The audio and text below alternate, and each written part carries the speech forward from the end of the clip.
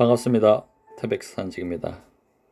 코비드19 코로나 이후의 세계 세 번째 장 교육의 미래에 대해서 함께 하시겠습니다. 온라인 교육의 세 가지 트렌드.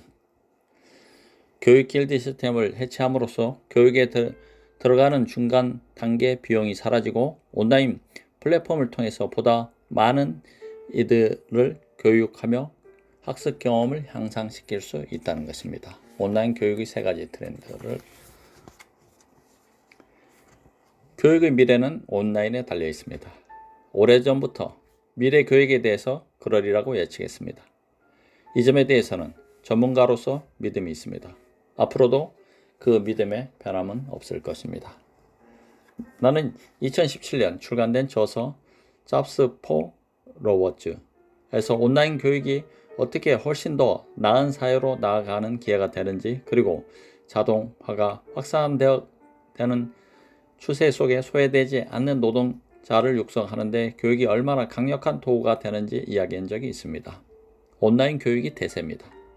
온라인 교육이 뜨기 시작하면서 그 추세는 한동안 가속화되었는데, 이제 코로나19 사태로 거의 모든 학생이 교실을 벗어나 온라인으로 수업을 듣는 것이 일상화되었습니다.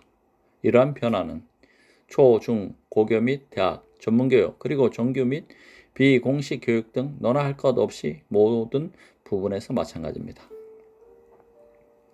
물론 특히나 링크드인 러닝처럼 온라인 플랫폼 강의가 상당한 성장세를 보였고, 온라인 대중 공개 강좌와 동시 대중 온라인 강좌의 전반적인 추세 역시 오랫동안 증가해 온 것이 사실입니다. 그렇다고 이러한 추세가 비정규 교육에 국한된 얘기는 아닙니다.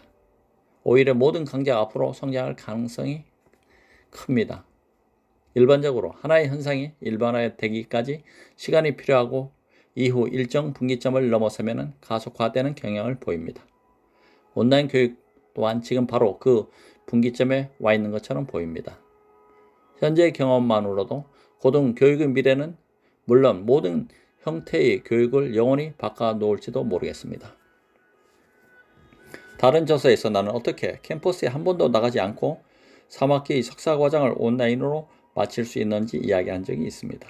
그 석사과정에는 온라인상으로 진행한 조별 과제 및 그룹 프로젝트뿐 아니라 원격으로 낸 석사 논문을 심사받는 것까지도 포함하고 있습니다.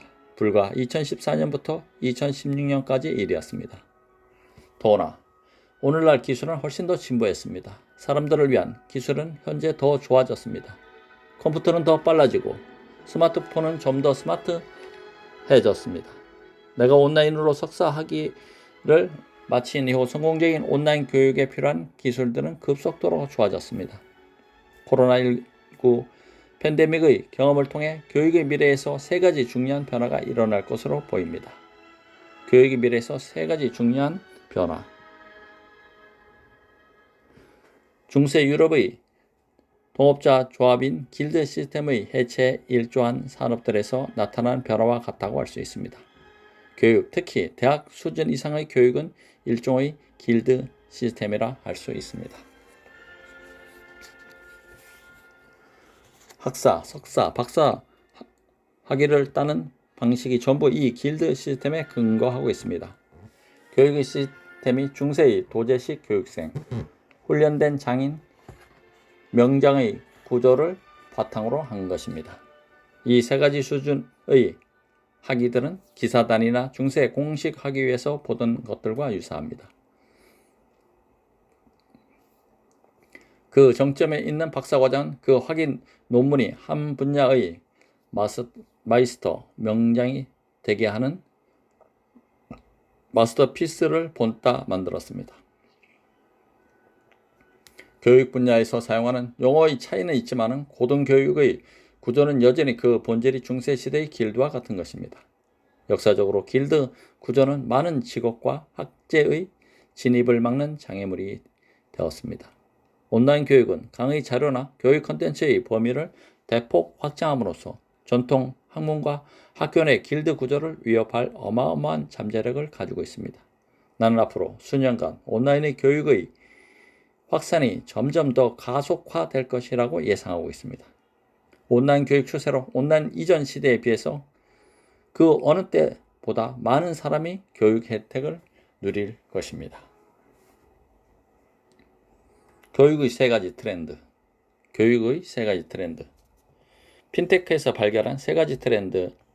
금융 중개 탈피하고 민주화, 사용자의 경험 향상은 교육의 미래에도 같은 영향을 미칠 것입니다. 핀테크에서 발견한 세 가지 트렌드는 금융 중개를 탈피하고 민주화가 이루어졌고 사용자의 경험의 향상입니다. 교육의 미래에도 같은 영향을 미치는데, 첫 번째 트렌드는 교육 길드 시스템을 해체함으로써 교육에 들어가는 중간 단계 비용이 사라진다는 것입니다.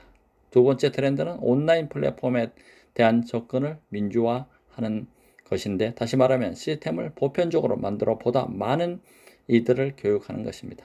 세 번째 트렌드는 학습 경험을 향상시킬 기회가 있다는 것입니다. 세 가지. 첫 번째 트렌드는 교육 길드 시스템을 해체하고, 두 번째는 온라인 플랫폼에 대한 접근을 민주화하고, 세 번째 트렌드는 학습 경험을 향상시킨다. 대학이나 대학원이라 하면은 사람들은 대부분 공부하기에 좋은 환경 여건들이 유기적으로 잘 갖춰진 도심 속의 전형적인 캠퍼스를 떠올립니다. 하지만 이제 그러한 이미지에 아주 큰 변화가 있을 것입니다. 근래 들어 중소형 대학들이 재정난을 겪고 있습니다. 불경기에 온라인 교육 확산까지 겹쳐 부실 대학들은 머지않아 문을 닫을 수밖에 없을 것입니다. 일부 소규모 리버럴 아트 칼리지 대학원 과정 없이 학부 중심의 대학교, 온라인 교육 확대를 거부하는 학교들은 폐교할 일이 생기더라도 대형 학교들은 이제 굉장한 기회이자 자신들의 시대적 소임을 보고 변화를 따라가거나 확대해 갈 것입니다. 결과적으로 온라인 교육을 확대해 보다 많은 사람이 교육의 혜택을 누릴 수 있을 것입니다. 그리고 이러한 교육 변화의 변화 추세는 등록금을 합리적인 수준으로 낮출지도 모릅니다. 기억해야 할 사실은 많은 사람들이 교육 분야에 종사하려는 이유가 사람들을 가르쳐 배우게 하기 위해서라는 것입니다. 초등, 중등, 고등 및 전문 교육 영역 어디서나 마찬가지입니다. 그렇기 때문에 교육의 효과만 보장된다면 교육자는 좀 더 사람들을 도울 기회가 있는 온라인 교육을 현재의 오프라인 교육보다 더 큰 소명으로 생각할 수 있습니다. 다만 학습자의 수가 늘어나면 교육의 질이 떨어질 수도 있는 것이 한 가지 결정적인 우려사항입니다. 하지만 코로나19로 인해 온라인 교육으로 전환되고 학습자 수가 급격히 늘어났다는 사실만으로 양질의 효과적인 교육이 불가능한지는 지켜볼 일입니다. 교육의 효과가 여전하다면 대규모 명문 학교에서 온라인으로 강의를 듣는 학생들을 획기적으로 늘려 결국엔 중간 단계 비용을 줄일 수 있을 것입니다. 전체 인플레이션을 앞지른 교육 인플레이션. 교육비는 다른 비용을 크게 앞질렀습니다. 미국의 소비자 물가 지수 인플레이션 데이터의 교육 하위 지표들을 살펴보면 전체 소비자 물가 지수에 비해 교육 인플레이션이 앞선 것을 확인할 수 있습니다. 도표 3-1에서 교육 비용이 거의 항상 전체 인플레이션에서 전년 대비 평균 성장률을 앞지르고 있습니다. 큰 변수 없이 이러한 추세가 지속된다면 두말할 나위 없이 교육의 경제성과 접근성 면에서 지속 불가능한 것으로 판명이 날 것입니다. 온라인 교육이 폭발적으로 채택될 것으로 보는 이유 중 하나입니다. 저비용으로 보다 많은 사람이 교육을 받고 경쟁할 기회를 얻는다면 대학 교육 내 길드는 무너지고 중간 단계 비용 또한 사라질 수 있습니다. 따라서 결과적으로 좀 더 많은 사람이 중요한 교육, 필요한 교육을 받는 등 사회 전체에 방대한 혜택을 줄 것입니다. 잡스 폴 로버츠에서 나는 온라인 교육을 손바닥 안의 작은 교실에 비유하며 이야기한 바가 있습니다. 이것이 한동안 잠재성을 지닌 데 머물러 있었지만은 이제 이전의 한계를 뛰어넘어 도약할 것이라는 겁니다. 그러한 이유로 나는 2016년 퓨처리스트 인스티튜트를 설립했습니다. 우리 강좌 프로그램을 온라인으로 운영한 것도 같은 이유에서입니다. 그리고 이제 우리 기업은 저비용으로 최대한 한의 학습자들을 수용할 역량을 갖추게 되었습니다. 이것은 사업을 운영하는 원리이며 대학은 비영리기관이지만 여전히 비즈니스입니다. 종국에는 대학에도 예산의 균형을 맞춰야 하고 주어진 일을 해야 할 사명이 있습니다. 대학의 사명이라면 이윤을 생각하는 것이 아니라 가능한 한 많은 수의 사람들에게 효과적인 교육을 제공하는 일일 것입니다. 일자리의 미래를 생각할 때 교육의 이런 특징은 특히 중요해집니다. 재택 노동이나 업무를 원격적으로 처리하는 직장인들에게 교육의 문턱을 낮추는 것은 성공의 아주 중요한 전제 조건이기 때문입니다. 다시 말해 당신이 지식 노동자라면 효과적으로 온라인 업무를 수행하기 위해 높은 수준의 기술과 교육이 필요합니다. 코로나19 팬데믹 이후 위 두 가지 변화는 맞물려 진행될 것입니다. 사람들의 교육에 대한 열망은 크게 높아질 것입니다. 그런 직업이야말로 팬데믹에 대한 강한 직업들이기 때문입니다. 그런 직업들은 앞으로 수요가 계속해서 증가할 것이고 그 말인즉 교육에 대한 수요 역시 덩달아 오를 것을 의미합니다. 유망한 지식 노동자와 대학들이 온라인 교육이라는 돌이킬 수 없는 강을 건널 것입니다. 대학은 이전에 비해서 어떻게 보면 보다 많은 사람들을 보다 효과적으로 가르칠 수 있을지 고민하는 한편 좀 더 광범위한 확장된 교육의 사명을 감당할 방법을 계속해서 찾아낼 것입니다. 중간 단계 비용이 사라지고 보다 많은 이들에게 교육의 기회가 돌아가는 트렌드 외에도 사용자 경험이 향상됐다는 것은 마지막으로 주목할 중요한 트렌드입니다. 이 트렌드에서 기술이 지렛대가 될 수 있음을 알 수 있을 것입니다. 위태로운 명문대학.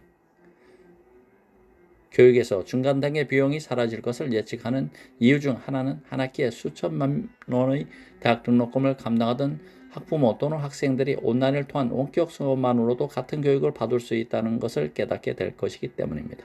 학부모나 학생들에게 이는 충격적인 경험이어서 정규 대학 과정 대신 빠르게 과정을 마칠 대안을 찾거나 꼭 교육적 가치 때문에 명문대학에 가는 것이 아니라고 학교를 다시 생각할 수 있을 것입니다. 사실 엘리트 교육을 찬성하는 가장 큰 이유는 엘리트 교육을 통해 특수한 인적 네트워크를 가질 수 있다는 데 있습니다. 그러나 원격 교육을 하면 네트워크는 훨씬 더 느슨해집니다. 이미 오래전부터 엘리트 고등교육기관들은 온라인 과정을 제공해 오고 있습니다. 하버드 대학은 1910년부터 평생교육원을 운영하고 있고 제공하는 온라인 강좌와 학위 프로그램의 비용은 하버드 대학의 정규 과정 비용의 극히 일부분에 지나지 않습니다. 물론 정규 교육 과정과 평생교육원 프로그램 간에는 차이가 있습니다. 그렇다고 그 차이가 대부분 사람들에게 크게 중요하지는 않아 보입니다. 어쨌든 하버드 대학이지 않은가요? 하버드 대학만이 온라인 강좌, 원격 수업, 온라인 인증 프로그램 및 기타 프로그램들을 제공하는 것은 아닙니다. 나 또한 MIT와 카네기 멜론 대학에서 온라인 인증 교육 프로그램을 수료했습니다. 수업을 듣는 이유 중 교육 내용을 가장 중요하게 생각한다면 온라인 강의는 효과적인 수단이 될 수 있습니다. 물론 온라인 강좌가 네트워킹이라는 엘리트 기관의 가장 큰 잠재적 목적을 놓치고 있다는 건 사실입니다.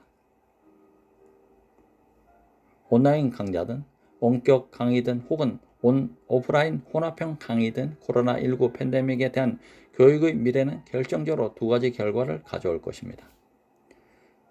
코로나19 팬데믹으로 전체적으로 교육의 혜택을 받는 비율이 증가할 것입니다. 하지만 그와 동시에 온라인으로 진행되는 강좌 수 역시 기하급수적으로 증가할 것입니다. 사람들은 학비가 너무 비싼 일부 고급 교육에 대해 반발할 것으로 보입니다. 과거에는 사람들이 교육에 비싼 가격을 지불할 용의가 있었습니다. 그랬을 때 보장되는 확실한 네트워크가 있었기 때문입니다. 아무리 온라인 강좌에 네트워크적 요소를 넣어 구상하고 설계해 제공한들 온라인 강좌만으로 영향력 있는 교수, 이론가, 수상자, 그리고 훗날 미래 지도자가 될 동료들과 장기적인 관계를 맺어가기는 쉽지 않습니다. 사람들이 네트워크를 첫 번째 가치로 여기고 교육을 그 다음으로 생각한다면 리버럴 아트 칼리지뿐 아니라 명문 대학들의 학비 또한 약간의 가격 하락을 겪을 수밖에 없을 것입니다. 그런 학생들은 네트워크를 위해 학교 밖으로 대체할 만한 경험을 찾아 나설 것입니다. 장담할 수는 없지만 비싼 비용을 지불하고 듣는 온라인 강의를 유튜브 보듯 수강하는 자녀들을 보며 학부모들이 어떻게 생각할지 상상해 보십시오. 이는 예상할 만한 부작용 중 하나입니다. 다음 이야기는 기술 지원이 창출할 가치. 기술 지원이 창출할 가치입니다. 기술 지원으로 교육 비용은 낮아지고 사람들의 경쟁력은 높아질 것입니다. 오늘날 기술은 교육에 대한 보편적 접근을 보다 확대하고 학습자에게 좀 더 나은 경험을 제공할 거대한 가능성을 갖고 있습니다. 게다가 기술 지원은 시간이 지날수록 퇴보 없는 진전을 거듭할 것입니다. 대학들이 2020년 봄학기 내내 문을 닫으면 사용자들의 온라인 교육 경험을 개설할 기술 지원은 점점 더 중요해질 것입니다. 이 책을 쓰는 시점에서 2020년 연말까지 문을 닫기로 한 대학들이 꽤 됩니다. 문을 닫은 학교들은 면대면 강의를 여름학기와 가을학기 모두 취소하기로 했습니다.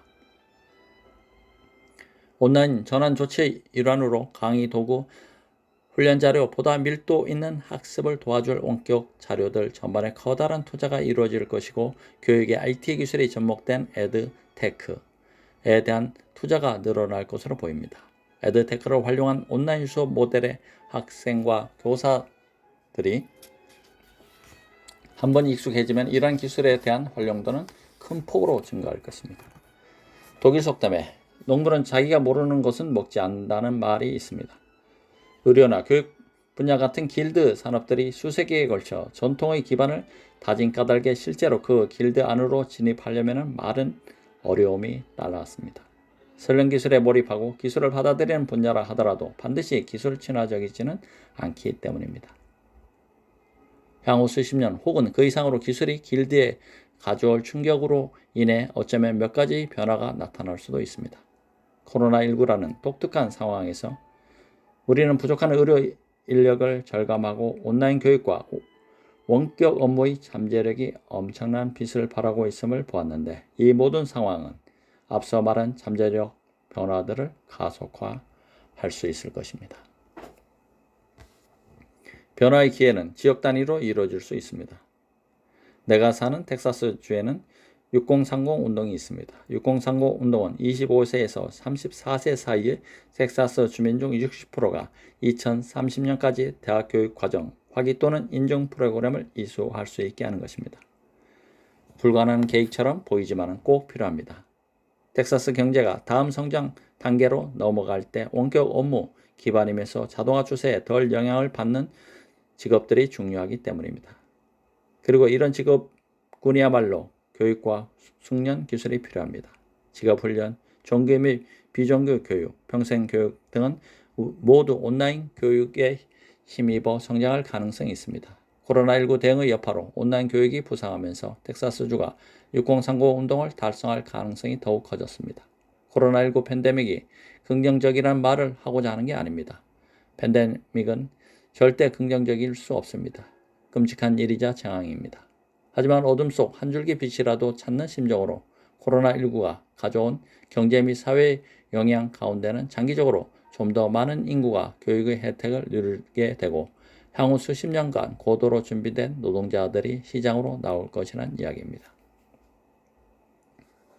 경제적 관점에서나 인구 구성의 안정성 측면에서나 이는 아주 값진 결과입니다. 공중보건의 관점에서 보자면 의료 분야는 심각한 인력난으로 인력 보충이 절실한데 온라인 교육이 앞으로 인력 수급을 돕게 될 것입니다. 미래가 예상한 대로 변화한다면 장기적으로 공중보건은 크게 향상될 것입니다. 주제가 일자리의 미래와 보건의 미래에 더 가깝지만은 교육의 미래를 생각할 때 정말 중요한 부분임이 틀림없습니다.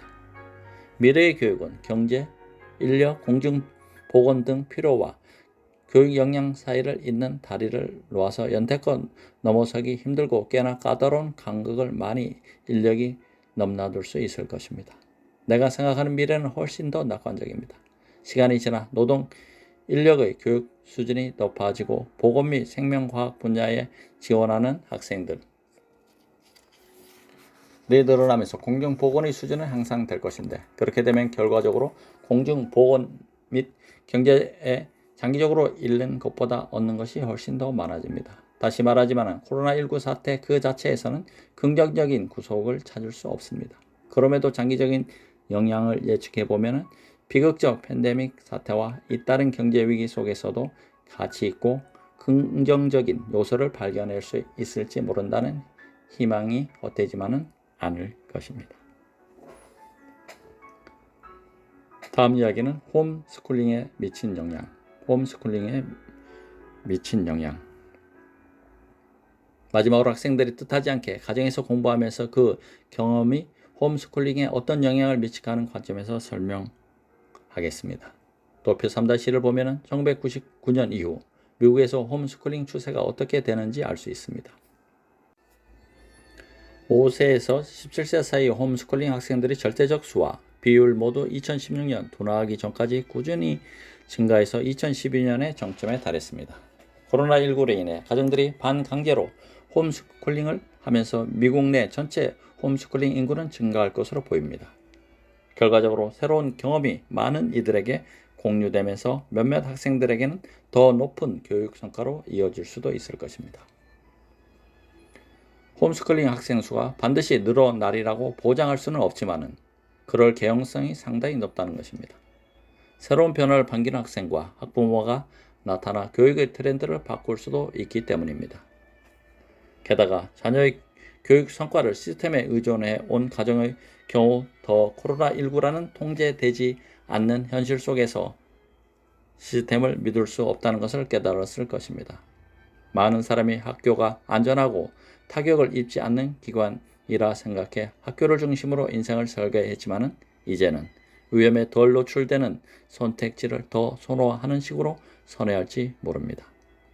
한편 이미 홈스쿨링을 하는 어린 학생들은 코로나19로 홈스쿨링이 아닌 다른 방식을 생각할 여지가 더 줄어들었습니다. 홈스쿨링 학생들은 공립학교, 사립학교, 대안학교, 종교재단 학교 및 여타 다른 형태의 학생들보다 코로나19 여파로부터 조금은 더 안전합니다. 유일한 대안으로 남은 선택지를 굳이 버릴 이유가 있겠습니까? 학교라는 물리적 건물이 필요한 교육 시스템이 중단된 지금 홈스쿨링 학생이 그 시스템 안으로 돌아간다는 건 그 시스템에 속한 학생들이 홈스쿨링으로 완전히 전환할 것이란 예측보다 가능성이 없는 이야기입니다. 건물 안 교육 시스템으로는 절대 돌아가지 않을 것입니다. 요컨대 많은 변화가 몰려오고 있습니다. 그리고 원격 수업과 집에서 이루어지는 면대면 수업은 홈스쿨링 하는 초등학생부터 학부 및 박사과정 학생에까지 모든 수준의 교육에서 전방위적으로 이루어지고 있습니다. 장기적으로 교육에 대한 접근성이 개선되면 경제지표 역시 좋아질 가능성이 있습니다. 역사적으로 보자면 교육은 일자리의 격차를 줄이는 데 가장 큰 요인이었습니다. 도표 3-3은 미국 노동청이 추산한 2018년도 실업률과 소득 수준 통계를 보여줍니다. 통계에서 보이듯이 교육 수준은 소득 수준과 양의 상관관계를 가지며 실업률과는 음의 상관관계를 갖습니다. 쉽게 말하자면 교육이 높을수록 돈을 많이 벌고 직장을 잃을 가능성이 줄어든다는 것입니다. 제3장 교육의 미래, 온라인 교육의 트렌드에 대해서 알아봤습니다. 다음은 제4장 에너지의 미래에 대해서 함께 하시겠습니다. 에너지의 미래, 재택근무가 에너지의 미래를 바꾼다. 화석 연료와 에너지 수요는 일과 교육, 에너지의 미래와 맞물려 있고 장기적으로 그 여파에서 벗어나지 못할 것이라고 예측했습니다. 에너지 미래를 논할 때 전기차는 뜨거운 주제입니다. 사회 일각에서는 전기에너지의 발달로 원유 수요가 감소할 것이라고 말합니다. 그러나 중요한 사실 하나를 간과하고 있습니다. 세계의 부는 증가하고 있고 시장의 중상층 확대로 석유를 원료로 하는 차가 더욱 중요해진다는 사실입니다. 이는 주요 석유 수요 지역이 OECD에서 극동 및 기타 신흥시장으로 이동하고 있음을 의미합니다. 미국의 세일가스, 진흙이 쌓여 만들어진 태적암층에 존재하는 천연가스, 생산으로 소량의 원유를 수입하던 지역에 격변이 있었던 것처럼 신흥시장의 증상층 확대는 미래의 원유수의 불확실함을 가져올 것입니다. 2020년대는 미국의 원유 생산과 정제 공장이 글로벌 원유 공급망에서 담당하는 역할이 커지는 시간이 될 것입니다. 또한 중국, 인도 및 기타 아시아 국가들의 경제가 급격히 성장하는 시간이기도 합니다. 재테크 근무가 증가가 미치는 파장에 대한 이야기입니다. 이번 이야기는 재택근무 증가가 미칠 파장. 코로나19 팬데믹은 미래 전망에서 몇 가지 변화를 가져왔습니다. 중기적으로 가격 상승의 압박이 줄어들고 가격 하락 리스크가 가중될 것입니다. 하지만 향후 10년간 훨씬 더 중요한 변화는 세계 인구와 부의 상당한 수준으로 증가한다는 것입니다. 세계 인구와 부가 상당한 수준으로 증가한다는 것. 향후 10년간 중요한 변화는 세계 인구와 부가 상당한 수준으로 증가한다. 이 전망은 달라지지 않습니다. 2020년 초부터 서부 텍사스산 원유 가격이 $30가량 큰 폭으로 하락했습니다. 첫 번째 가격 하락은 중국 내 코로나19 확산세의 둔화와 전 세계 제조업 상향과 일치했습니다. 두 번째 가격 하락은 오페크 석유 수출국과 러시아 등 비회원국 10개국 공급 계약 협상이 결렬되고 사우디가 생산량 증가에 대응하고 나선 시점과 일치합니다. 그리고 세 번째 가격 하락은 코로나19가 세계 경제에 부정적 영향을 미친다는 전반적인 시장 심리와 일치했습니다. 코로나19로 인한 이동 제한령으로 단기적으로 모든 종류의 교통수단을 중단시키다시피 했습니다. 특히 휘발유와 항공유를 중심으로 4일상 연료 수요가 급락했습니다. 게다가 미국의 석유 생산은 높은 수준입니다. 전국적인 폐쇄 조치에 따라 에너지 수요가 급감하면서 미국 전역의 생산 라인의 재고가 기록적인 수준으로 쌓이게 될지도 모릅니다. 그렇게 되면 운송이 제한됨에 따라서 원유 및 가공 제품에 대한 공급 가행 현상이 지역적, 국가적 수준으로 나타날 수 있습니다. 결과적으로 팬데믹 사태 이후 회복기에조차 석유 수요는 저조한 수준을 밑돌 수 있고 가격 압박은 심해질 것입니다. 오페크 플러스 내부에서 러시아와 사우디아라비아를 두고 줄달리게 하는 불확실함까지 더해지면서 재테크 근무 확산에 따른 에너지 문제는 점점 더 가시화될 것입니다. 하지만 미래학자의 관점에서 재테크근무가 중기적으로 에너지 가격을 절대적으로 중요한 역할을 할 것으로 보고 있습니다. 더 많은 사람이 재테크근무에 동참하면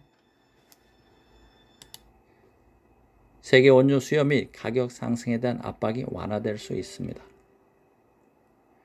이러한 경향은 예전부터 예측했던 부분들입니다. 사실 10년 전 칼 퀸타딜라가 사회를 맡은 배럴을 넘어 라는 CNBC 채널 TV 프로그램에 출연한 적이 있습니다.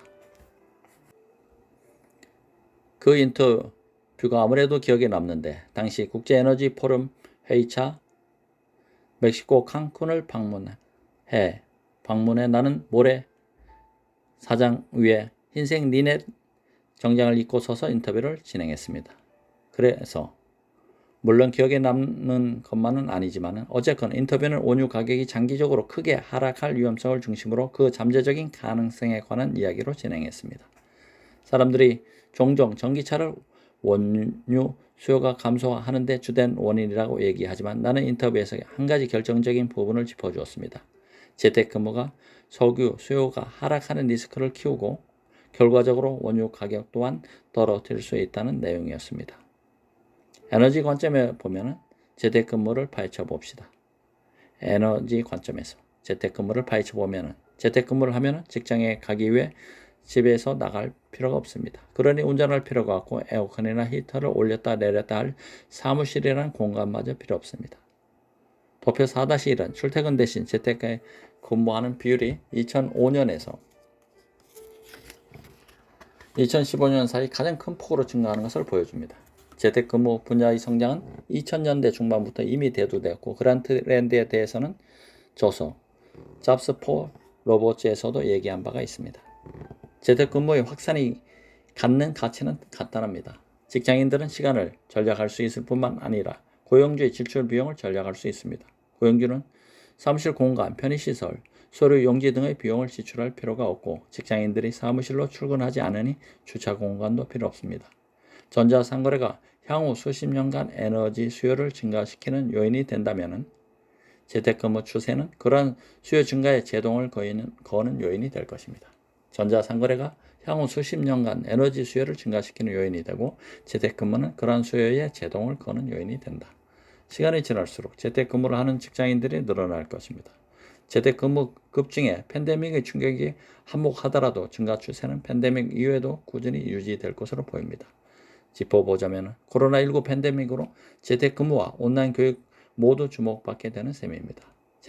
최근 데이터에 따르면 재택근무자는 일반적으로 학사 학위를 소지하고 있고 그 이상의 학위를 가진 경우도 비재택근무자에 비해 높은 것으로 보입니다. 온라인 교육으로 인해서 대학 교육에 대한 접근성이 좋아지면서 보다 많은 이들이 재택근무에 필요한 기술을 갖출 수 있을 것입니다. 다음 이야기는 에너지 소비를 막는 요인입니다. 앞으로 재택근무와 에너지 소비에 대한 전망은 어떻게 되겠습니까? 재택근무는 향후 10년간 계속해서 확대될 것입니다. 나는 이 같은 추세가 선진국 경제에서 좀 더 뚜렷하게 나타날 것이라고 예상하고 있습니다. 차로 출퇴근하거나 사무실에서 일하는 인력을 조정하는 것만으로도 기후변화나 지구환경 문제를 해소하는 데 도움이 될 것이기 때문입니다. 재택근무는 석유 연료에 대한 수요를 낮출 것입니다. 또한 천연가스나 석탄의 발전에 대한 수요도 줄일 수 있습니다. 결국 사람들이 사무실에서 업무를 보는 대신 재택근무를 한다면 사무실 냉난방과 불필요한 에너지 소비는 줄어들게 될 것입니다. 게다가 태양열, 풍력, 수력 같은 재생 가능 에너지는 장기적인 발전을 위해 필요하지만 천연가스는 또 다른 장점이 있습니다. 날씨 변화에 영향을 받지 않는다는 것입니다. 이 책이 인쇄소에 넘어갈 즈음이면 천연가스 재고량은 전년 대비 거의 80% 수준이 되어 있을 것입니다. 그리고 그 재고량은 팬데믹 이후에도 높은 수준을 유지할 것입니다. 재택근무가 갈수록 확대되면서 향후 에너지와 연료 소비 증가세를 억제하리라 예측하지만 세계 인구 변화와 신흥 시장의 세계 부가 거대한 수준으로 증가할 수 있어서 그에 따라 그 부가 불확실하다는 것이 사실입니다. 그럼에도 재택근무 확산은 미래 에너지 소비를 억제하는 데 기여하는 요인임은 분명합니다. 코로나19 영향으로 상당수의 기업이 최대한 많은 노동자를 재택근무로 전환하는 조치를 했습니다. 많은 경우 코로나 이후에도 재택근무가 일상이 될 것입니다. 보다시피 화석의 연료와 에너지 수요는 일과 교육, 에너지의 미래와 맞물려 있고 장기적으로 그 여파에 벗어나지 못할 것 같습니다. 제4장 에너지 미래 재택근무가 에너지의 미래를 바꾼다는 이야기였습니다. 태백산직이었습니다. 감사합니다.